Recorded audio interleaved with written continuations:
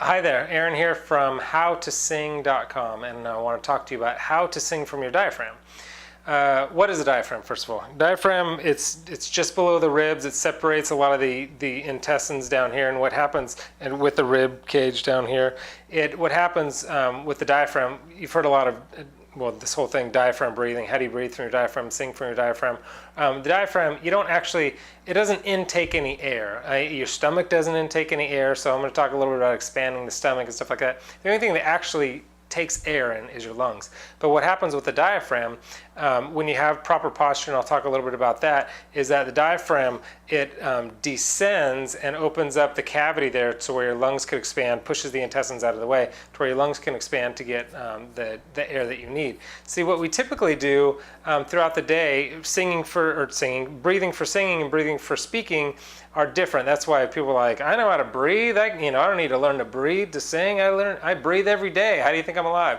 Breathing for singing and breathing for speaking are usually opposite, and I won't totally get into it except to say that mostly we take kind of shallow breaths, and our shallow breaths are kind of like the raising of the chest and chest lowers like that. And it's more subtle than that, but the way that we're supposed to breathe is the chest stays how it is. It doesn't raise and lower. But when you breathe in, the expanding is happening, on the sides here below the ribs and in the stomach. And then when you breathe out, again, the chest should remain where it is.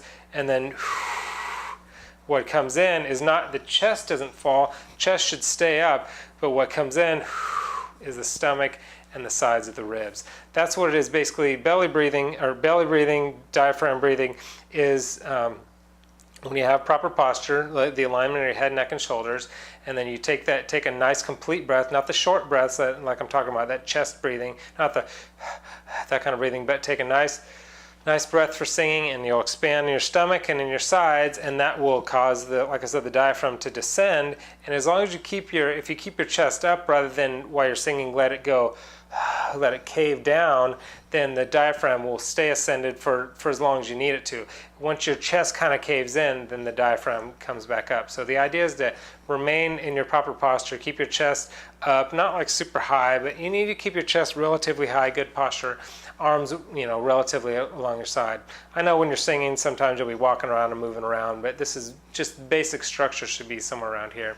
But you don't want to. You want to take a complete breath, not these short breaths. But you don't want to tank up. You don't want to get as much air as you can possibly get. Singing doesn't take a ton of air. You just need a good complete breath, and it comes out. It's paced as it comes out.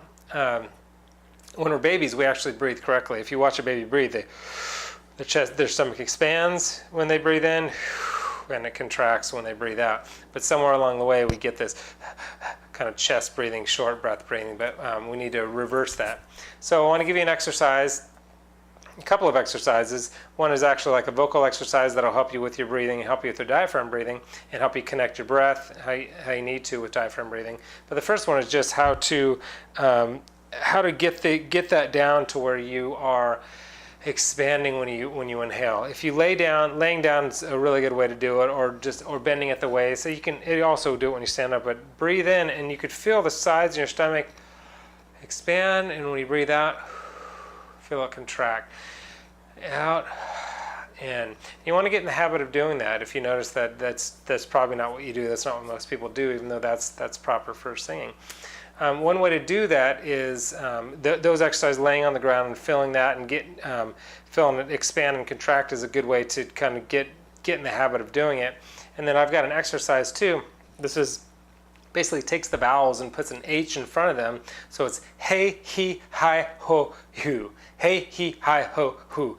And basically you want to you can do that a few times, maybe 30 seconds a day, just to connect your breath with your singing. Hey, he, hi, ho, hu. And make sure that you're doing all the stuff that I'm saying. You're expanding when you're breathing in, and you're contracting when you're breathing out. So anyway, give that a try. Hopefully that helps connect your breathing with your singing, because proper breathing and breathing from your diaphragm really is probably the most important thing when it comes to singing, because everything else is based on that. All of singing, all of the scales and singing higher notes and agility, everything that comes along with singing is based on a proper breath management system, which is basically breathing from your diaphragm. So I hope that's helpful.